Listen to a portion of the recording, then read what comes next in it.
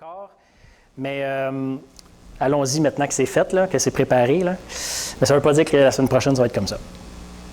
Alors, je fais la lecture dans l'Apocalypse, chapitre 1, les versets 9 et 10 seulement aujourd'hui. Toujours dans la version NBS. Moi, Jean, votre frère, partenaire avec vous dans la détresse, dans la royauté et la persévérance de Jésus-Christ.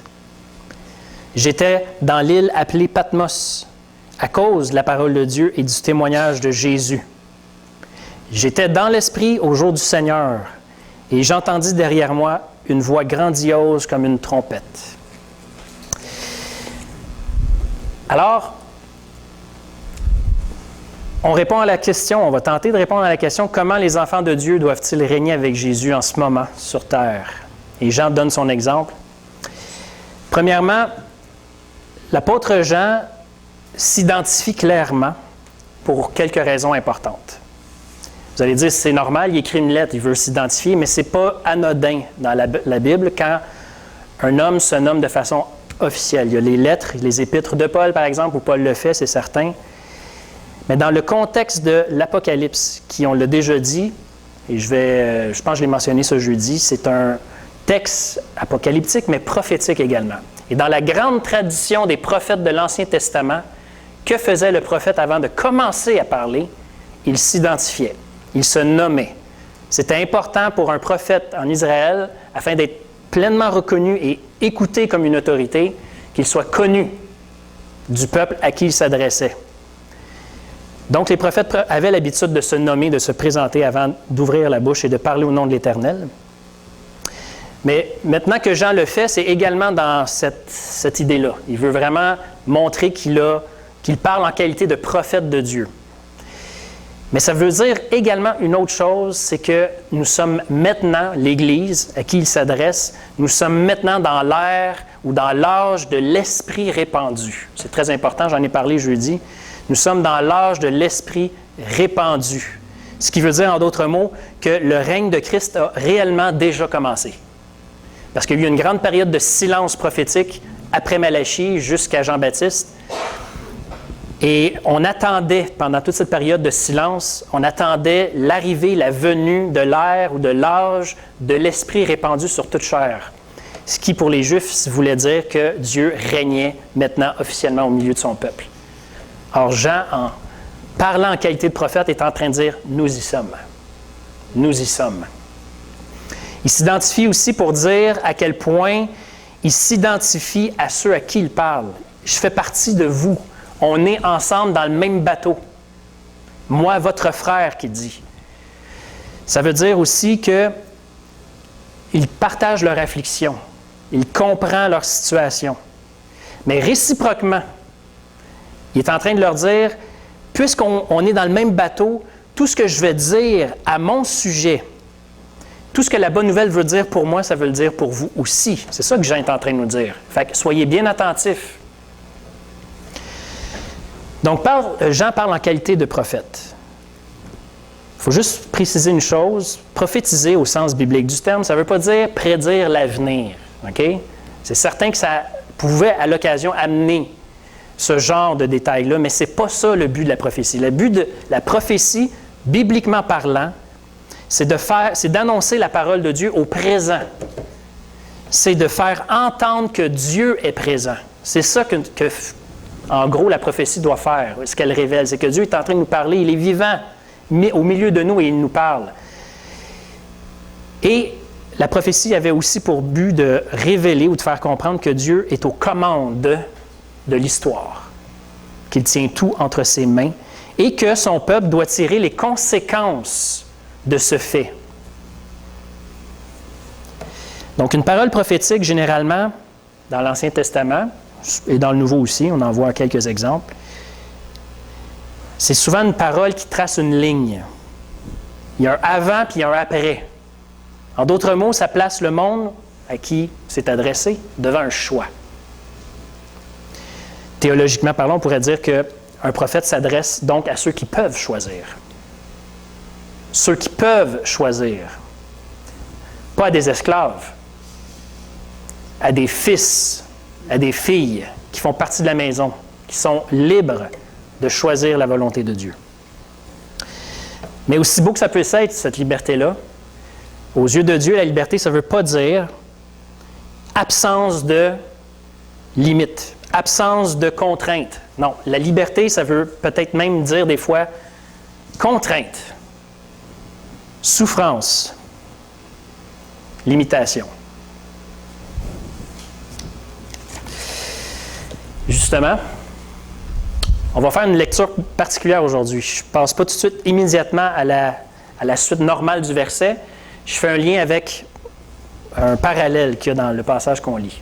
Je m'en vais tout de suite à « J'étais dans l'île appelée Patmos à cause de la parole de Dieu et du témoignage de Jésus. » Donc, moi, Jean, votre frère, j'étais dans l'île appelée Patmos à cause de la parole de Dieu et du témoignage de Jésus. Donc, Jean, une belle démonstration ici de la liberté dont il jouit. Il jouit de sa liberté glorieuse d'enfant de Dieu où? Sur une île où il a été banni pendant quelques mois. À cause de quoi? Parce qu'il a proclamé, on pourrait dire, la libération de l'humanité. Il a invité ses contemporains, les gens de son époque, de son entourage, à la vraie liberté que nous offre Dieu à travers la bonne nouvelle de Jésus-Christ. Et à cause de ça, il est devenu une menace pour les autorités où il était à ce moment-là, et on l'a banni sur une île appelée Patmos. Et c'est comme ça que Jean jouit de sa liberté. D'accord? Et c'est pas parce qu'il est sur cette île qu'il est moins libre en tant qu'enfant de Dieu. Au contraire. Juste quelques petits mots sur Patmos. C'est quoi? C'est où? C'est qui? Non. Ça, c'est le camp Patmos, c'est au Québec. C'était pas là que Jean est allé. C'est quelque part entre la Grèce et l'Asie mineure. Vous voyez un petit point rouge là? C'est une minuscule petite île d'à peu près 12 km de long. Et qui aujourd'hui, je pense, appartient à la Grèce. Qui ressemble à peu près à ça, vu de haut. Pas très grand. Et ça, c'est pas à l'époque de Jean. C'est le port principal qu'on trouve aujourd'hui et c'est une croisière qu'on voit là en passant. C'est devenu très touristique. À cause de quoi, vous pensez? À cause de l'histoire qui entoure cette île. Et même si aujourd'hui, on peut prendre un verre sur une super belle terrasse comme celle-là ou aller à la plage, qui a l'air paradisiaque, c'était pas des vacances pour Jean. Ça ressemblait probablement plus à ça. C'est un paysage volcanique assez accidenté. Et savez-vous ce que veut dire? En fait, on pense que Patmos là, veut dire lieu mortel ou lieu de ma mise à mort. Donc, elle a tout pour décourager. En tout cas, à cette époque-là, elle avait tout pour décourager ceux qui étaient prisonniers là. Mais ce qui m'amène à dire ceci, c'est que l'isolement et le confinement n'ont pas l'air d'être une menace ni un empêchement pour l'action efficace de l'Évangile et la liberté qu'elle donne. Dans notre passage, il n'y a pas beaucoup de verbes. Il y en a 2 principaux, et on va le voir bientôt. Mais ils sont très importants. J'étais dans l'île de Patmos, et il y a aussi j'étais dans l'esprit. On va le voir dans un instant. Mais la façon qu'ils sont utilisés, ça révèle quelque chose de très important. Les 2 fois que Jean nous décrit sa situation, Patmos ou dans l'esprit, il est en train de dire qu'il n'est pas en train de le subir. Il n'est pas en train de le subir, mais de l'accueillir et d'y consentir librement. Ce n'est pas quelque chose qui lui arrive, qui tombe dessus et qui dit « Ah, je suis pogné avec ça ». C'est vraiment, littéralement, comme un accueil qu'il fait. Il dit « Je suis là de mon plein gré », en d'autres mots. Même si on m'a forcé à aller sur cette île-là, j'y suis de mon plein gré. Je l'ai choisi, librement.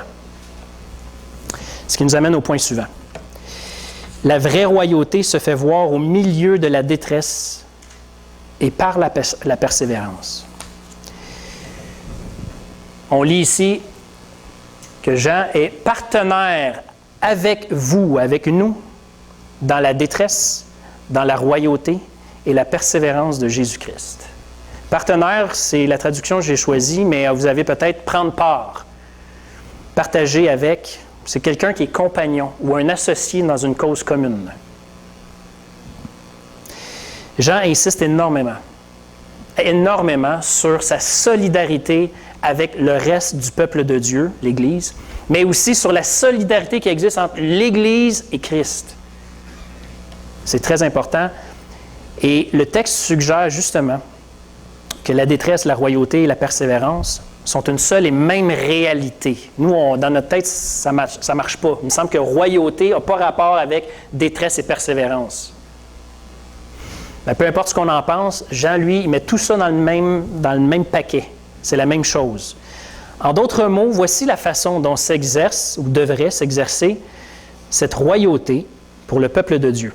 Dans le monde actuel, là, pas dans le monde à venir, mais dans le monde actuel, jusqu'au retour du Seigneur. La royauté doit se vivre dans la tribulation ou la détresse. C'est le même mot en passant, tribulation, détresse. Littéralement, le mot veut dire sous pression. Sous pression. La royauté se vit sous pression parce que c'est comme ça que sont formées les pierres les plus solides, comme les diamants.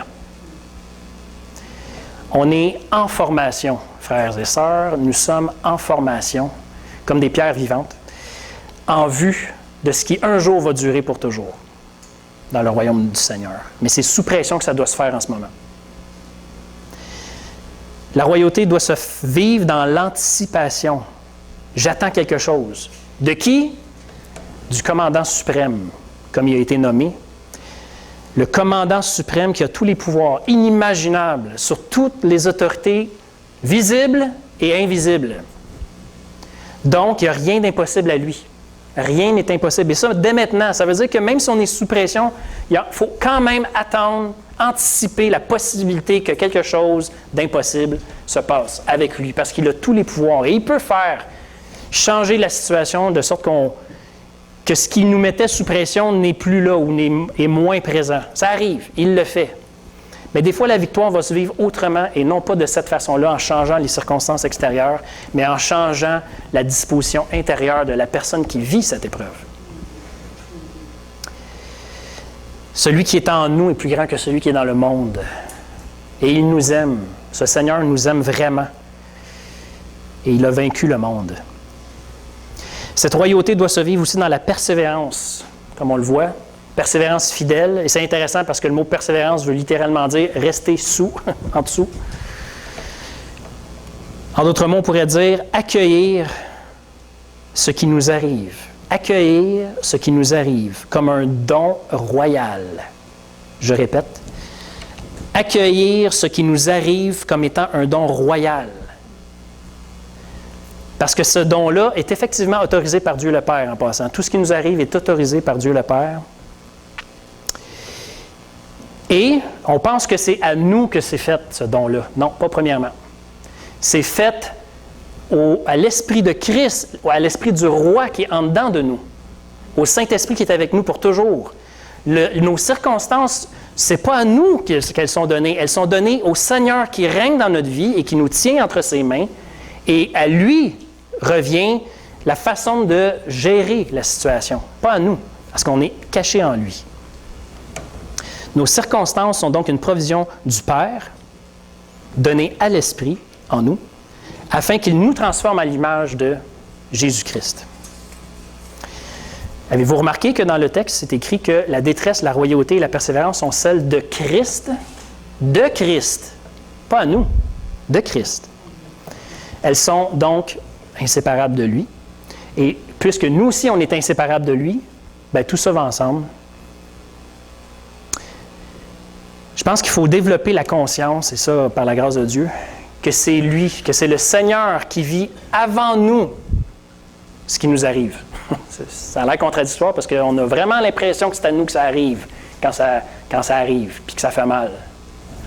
Mais le Seigneur nous rappelle à divers endroits dans l'Écriture, dans le Nouveau Testament, que c'est à lui que ça arrive. Puis un des exemples les plus frappants, c'est quand il se présente à Saul de Tarse. Il lui dit « Saul, Saul, pourquoi me persécutes-tu? » Paul a peut-être déjà vu, avant sa conversion, il a peut-être déjà vu le Seigneur, mais il n'a jamais eu d'interaction avec lui, officiellement en tout cas. Et Saul, lui-même, avant sa conversion, il dit « Mais Seigneur, t'es qui? Qui es-tu que je persécute? Bien, c'est mon Église. Quand tu touches à mon Église, tu me touches moi. Fait que c'est un exemple assez évident qui montre que c'est pas à nous d'abord que les choses arrivent, c'est au Seigneur qui nous porte. Ça va? J'aimerais faire une parenthèse en quelque sorte, vous montrer un parallèle intéressant. On n'est pas rendu à la fin du verset, du passage, mais je vais quand même vous montrer quelque chose. Il y a une similitude entre la fin du verset 9 et le début du verset 10. Si ça veut. Remarquez bien ceci. Jean dit, touchez vos sourcils. C'est une joke, c'est un inside. Je vous l'expliquerai jeudi si vous êtes là. Remarquez bien ceci. J'étais dans l'île appelée Patmos, et regardez l'autre verset après. J'étais dans l'esprit au jour du Seigneur. Vous voyez qu'il y a quand même une similitude en tout cas, assez évidente. Une qui est moins évidente, c'est celle-ci. À cause de la parole de Dieu et du témoignage de Jésus, parole de Dieu, et j'ai entendu derrière moi une voix grandiose. Parole de Dieu, voix grandiose. Vous voyez, il y a, dans la fin du verset 9, il y a une façon de dire une chose.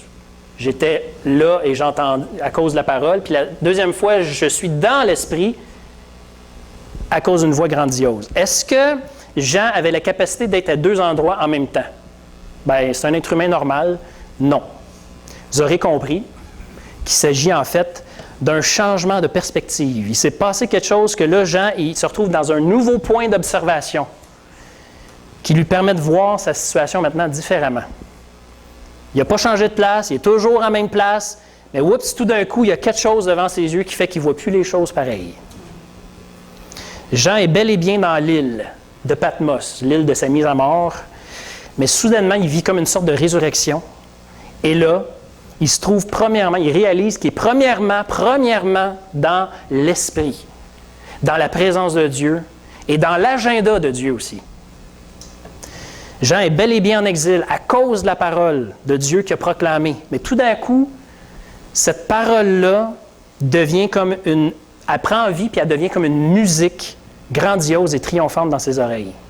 Cette même parole qui est annoncée devient une musique dans ses oreilles. Il s'est passé quoi?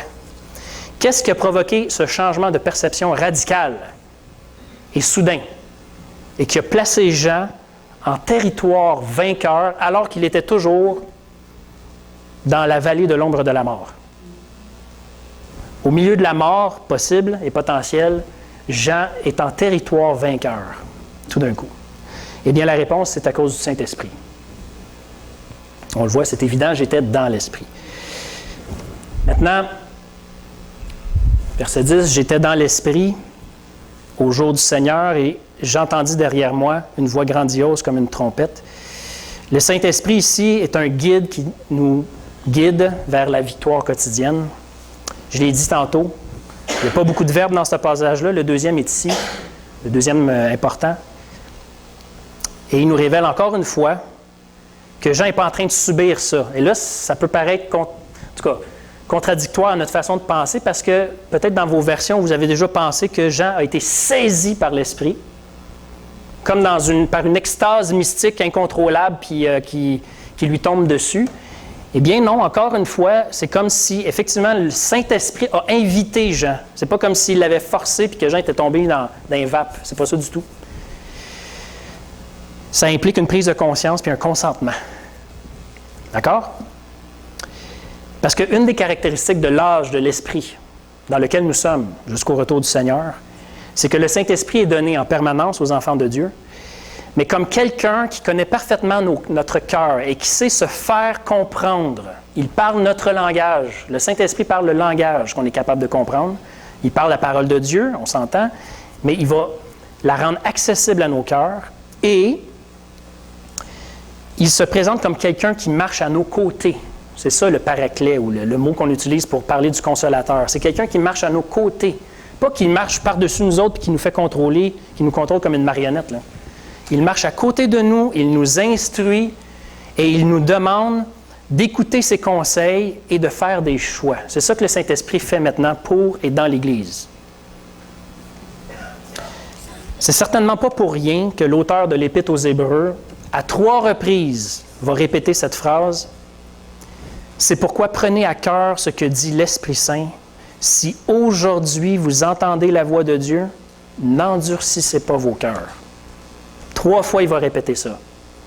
Certainement parce que, comme tous les autres auteurs du Nouveau Testament, nous sommes interpellés à rester attentifs au Saint-Esprit et à lui obéir, à apprendre à lui obéir. On peut espérer la plénitude du Saint-Esprit, c'est quelque chose qui nous est même commandé, mais ce n'est pas quelque chose qui va prendre contrôle de nous, comme une espèce de « j'ai pas le choix, il faut que je le fasse ». Non, ce n'est pas comme ça que ça fonctionne dans la Nouvelle Alliance. Petit détail, Jean était dans l'Esprit au jour du Seigneur. Il y a 3 ou 4 possibilités de ce que ça veut dire. Je vous ai envoyé un courriel cette semaine qui laissait entendre une de ces possibilités-là. Soit que Jean voulait dire que ce qui s'est passé, là, sa vision, il l'a reçu un dimanche. Ça veut littéralement, peut-être, dans certaines versions, c'est ce qu'on lit. Soit que Jean a voulu faire allusion au premier jour de la nouvelle création. C'est quand ça, le premier jour de la nouvelle création? Est-ce que quelqu'un le sait? Non? À la résurrection. Premier jour de la nouvelle création. Et c'est un jour qui n'a pas de fin. Un peu comme le suggère l'auteur de l'Épître aux Hébreux. Aujourd'hui, c'est comme aujourd'hui pour toujours. Ou bien Jean a voulu dire qu'il a été transporté en vision au jour du Seigneur, c'est-à-dire à la fin des temps. Ou bien, toutes ces possibilités. C'est aussi possible. Ce qui est, ce qui était et ce qui vient. Mais ce qui est certain, c'est que chaque jour que le Seigneur nous accorde, lui appartient. Chaque jour que le Seigneur nous accorde, lui appartient. C'est important, là. Donc, pour nous, c'est une grâce. C'est juste une journée de plus, c'est une grâce supplémentaire qui nous est faite pour apprendre quoi? Apprendre à marcher selon l'Esprit. C'est l'Esprit, premièrement, qui a inspiré cette parole. Toutes celles qu'on a lues, qu'on va lire, c'est l'Esprit Saint qui l'a inspiré, qui l'a fait écrire. Donc, c'est lui, la meilleure personne, qui peut nous apprendre à marcher dans la vérité de tout ça. Fait que c'est envers lui qu'il faut développer une dépendance.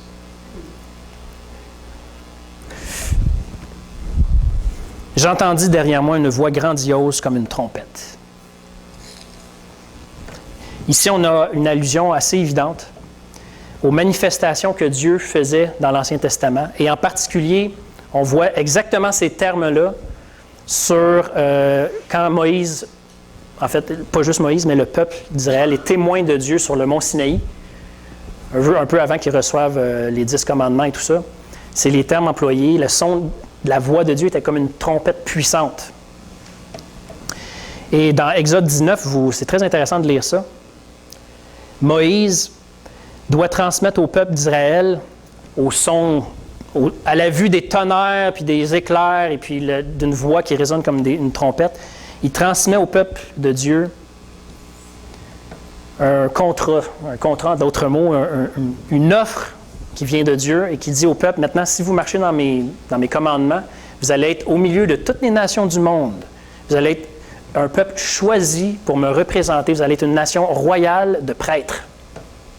Donc, des gens qui allaient me représenter de manière royale aux yeux des nations. Au son de la trompette, c'est ce que le peuple de Dieu, dans l'Ancienne Alliance, avait entendu. On a vu, la semaine passée, que c'est encore le cas pour le peuple de Dieu. Mais aujourd'hui, c'est l'Église. L'Église est appelée à être ce peuple royal de prêtres pour Dieu au milieu des nations. Il y a un détail ici qui est quand même intéressant. Je regarde l'heure, on a le temps. Normalement, je l'aurais amené jeudi, mais je vais prendre le temps de le faire ici. Vous rappelez-vous, Ésaïe, au début de son livre, si vous l'avez lu, il y a une vision assez importante. En fait, elle va déterminer tout le reste de son ministère après, dans Ésaïe chapitre 6. Vous n'êtes pas obligé d'y aller, je vais juste vous rappeler brièvement. Ésaïe se retrouve, puis il n'y a pas de préambule. Ésaïe est quelque part, puis tout à coup, il se retrouve en présence du Seigneur. Et la vision qu'il a, elle est assez grandiose. Il voit le Seigneur assis sur son trône et les pans de sa robe qui remplissent la salle. En tout cas, ça devait être immense. Il y a des êtres célestes particuliers qu'Ésaïe n'a peut-être jamais vus, qui crient l'un à l'autre, « Saint, Saint, Saint, l'Éternel des armées ». Et comment Ésaïe réagit devant ça? Vous rappelez-vous? Malheur à moi. Il dit, malheur à moi. En d'autres mots, je suis pécheur. Qu'est-ce que je fais ici, dans la sainte présence de Dieu? Je vais mourir et je viens d'un peuple aussi pécheur que moi. Et là, Dieu est obligé de faire intervenir un ange qui prend une pierre sur l'autel, une pierre ardente, brûlante, pour toucher les lèvres d'Ésaïe. Et là, Ésaïe est purifié. Et qu'est-ce qu'il peut faire à partir de ce moment-là? Ésaïe peut se tenir en présence de Dieu parce qu'il est pur. Et quand il est pur et en présence de Dieu, il peut entendre ce que Dieu dit. D'accord? L'apôtre Jean, lui, comme Ésaïe, des siècles auparavant, il se retrouve dans la présence, la sainte présence de Dieu. Tout d'un coup, sans préparation, sans crier gare, il est là. Mais contrairement à Ésaïe, Jean entend déjà, tout de suite, la parole de Dieu. Dieu lui parlait. Et en plus, la voix est derrière lui. On va le voir. C'est écrit ici? Oui, derrière moi. La voix est derrière lui. Il n'a même pas le temps de me dire, OK, je suis devant Dieu, il faut que je me tienne les fesses serrées. Il n'a même pas le temps de se dire ça, qu'il entend la voix de Dieu lui parler. Qu'est-ce que ça suggère? Eh bien, la question de sa pureté, ça veut dire que c'est déjà réglé, ça. Sa pureté est déjà acquise. Il n'y a pas besoin de crier « Ah, mon Dieu, purifie-moi pour que je puisse au moins me tenir en ta présence puis t'entendre. » Non, c'est déjà fait. Et en plus, il n'y a même pas besoin d'être conscient qu'il l'est. Il se retrouve en présence de Dieu puis il ne sait même pas encore. Il va se retourner puis il va dire « OK, je suis devant le Dieu. » Puis là, il va avoir une réaction qui est quand même correspondante à une telle expérience. Mais ça, on le verra la semaine prochaine, Dieu voulant. Mais la pureté de Jean, elle est déjà assumée.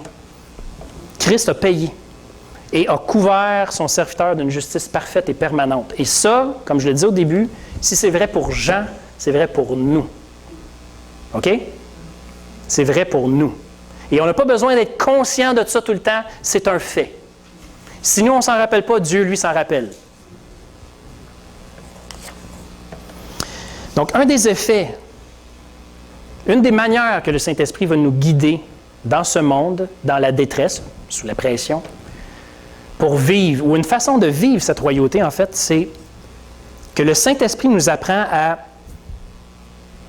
perdre nos habitudes de pensée qui veulent nous faire gagner la présence de Dieu, ou atteindre la présence de Dieu, ou gravir des échelons de sainteté vers la présence de Dieu. Le Saint-Esprit il veut tellement venir briser ça, qu'il va nous mettre dans des situations des fois très surprenantes où on se dit, bien, coudonc, je suis en présence de Dieu, moi, là.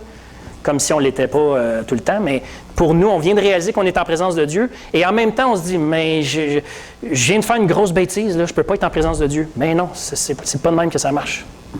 Tu es en présence de Dieu, tel que tu es en ce moment. Christ te couvre. Maintenant, puisque tu es là, profite-en donc pour confesser ce que tu as dans ton cœur. Mais ça ne va pas mettre en question le fait que tu es là et que tu peux y être et y rester. Donc, le Saint-Esprit nous surprend par le fait accompli. Le fait accompli. Un peu de la même façon, et ça, je l'ai réalisé encore tantôt, la musique. Je ne sais pas si vous aimez la musique.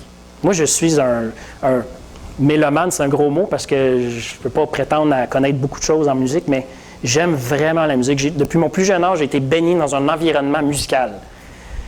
Et la musique, sur moi, elle a un effet, je ne sais pas pour vous, là, mais mettons qu'une musique, je ne sais pas moi, une musique classique ou instrumentale, symphonique. Vous pouvez être au milieu d'une foule, là, ça arrive plus souvent ces temps-ci, là, mais vous pouvez être en plein milieu du centre-ville de Montréal et vous entendez tout d'un coup une symphonie, un air connu que vous aimez. Je ne sais pas pour vous, mais moi, là, instantanément, ça me met dans une ambiance. Je deviens, ça dépend de la musique, là, mais je peux devenir très, très nostalgique. Je peux devenir même, j'étais peut-être fâché, puis tout d'un coup, je deviens très de bonne humeur. C'est vrai, ça a vraiment un effet instantané sur moi, la musique. Ça peut être agressant aussi. Ça peut te mettre ses nerfs en partant. Mais la musique, elle a cet effet-là de nous mettre dans un mode de pensée soudain. Bien, c'est un peu ça qui arrive aussi quand la parole de Dieu nous saisit, le Saint-Esprit nous saisit par la puissance et la vérité de cette parole, ça devient comme une symphonie cette affaire-là. Comme Jean le dit, c'est une trompette. Nous autres, on pense comme un cri strident. C'est pas ça, je pense pas. C'était peut-être plus mélodieux qu'on pense, ce qu'il entendait. Quoique très puissant, très fort, mais peut-être mélodieux. C'était peut-être pas nécessairement dans un ton de guerre. Peut-être que oui aussi. Là, j'extrapole, c'est pas grave. Mais l'effet de la musique sur nous peut nous donner une idée de ce que la parole de Dieu, quand le Saint-Esprit la saisit dans nos cœurs, peut produire. Bref, je vais parler d'une implication, mais générale, OK?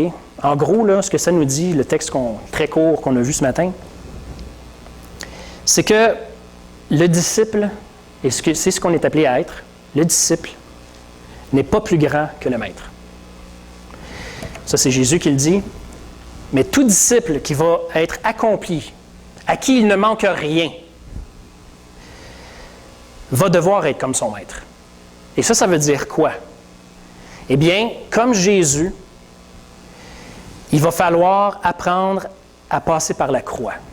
C'est un terme qu'on n'aime pas beaucoup entendre, qu'on n'aime pas se redire, mais c'est parce qu'on y voit comme une espèce de lieu où on est souffrant, pénible. Tu sais, comme on prend l'expression des fois, porter ma croix, ça c'est ma croix, ça. Ça veut dire, c'est la chose que je déteste le plus dans ma vie, mais je suis pogné avec. Ma croix, c'est ma croix. Il y en a pour qui c'est leur conjoint.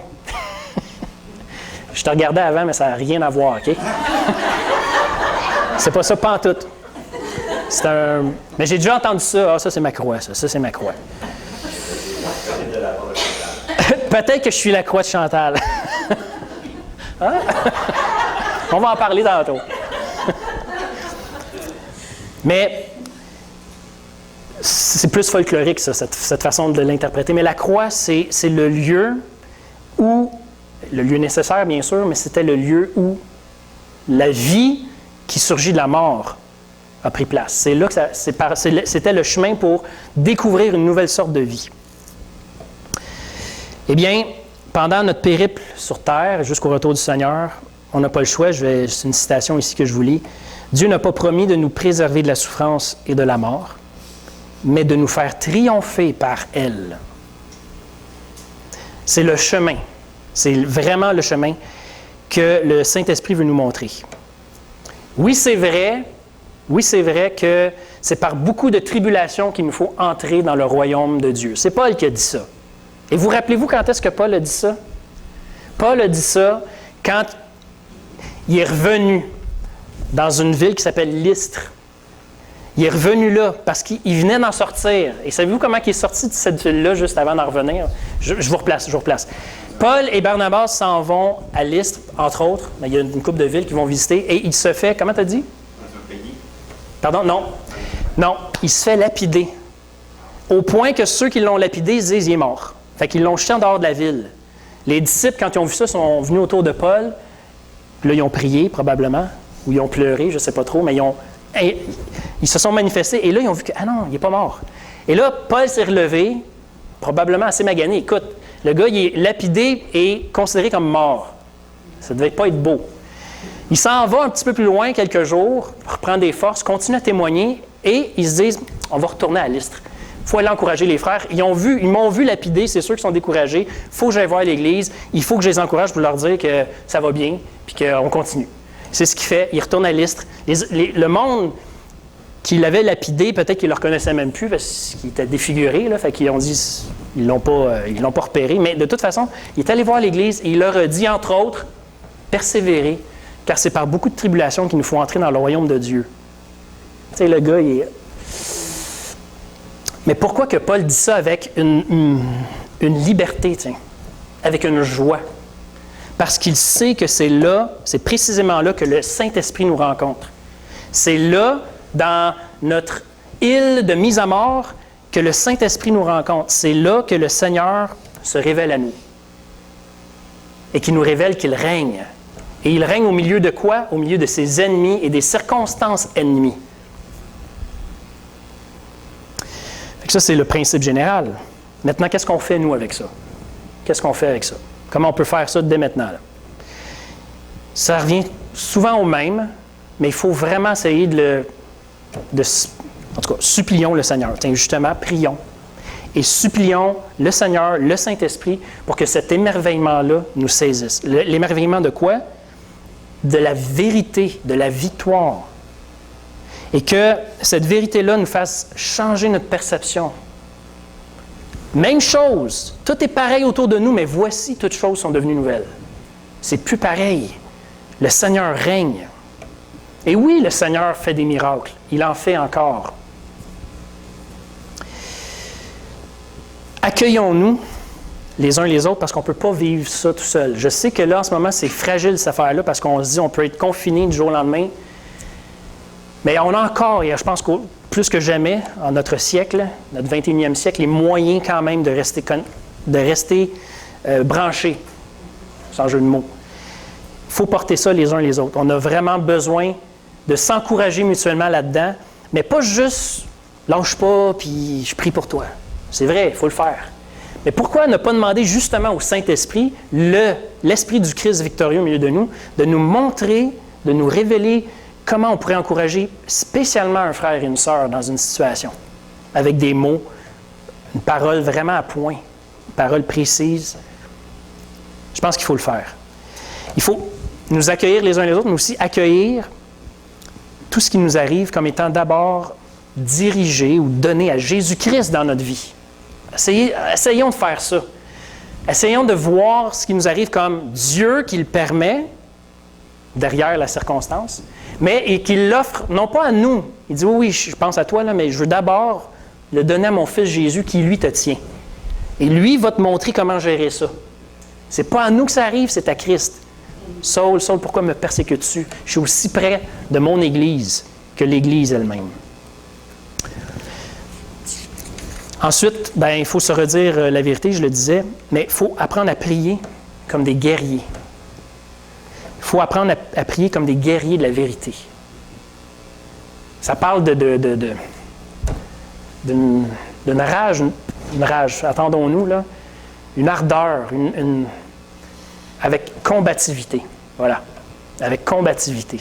Prions comme des guerriers de la vérité. Parce que c'est ça qui nous fait prendre possession de notre territoire.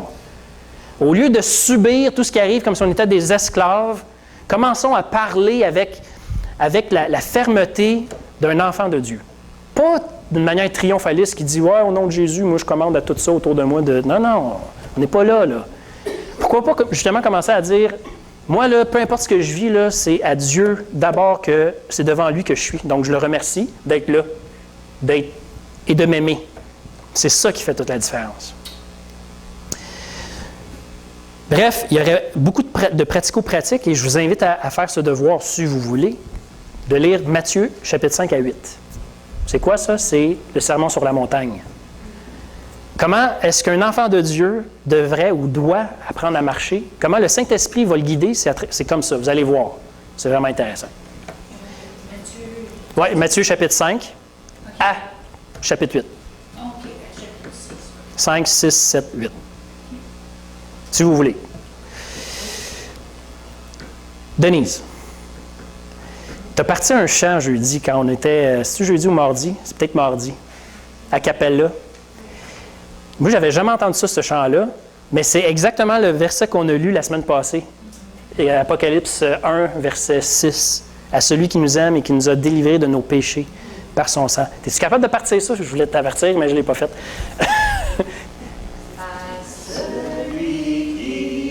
Ah oui. Coupez la vidéo.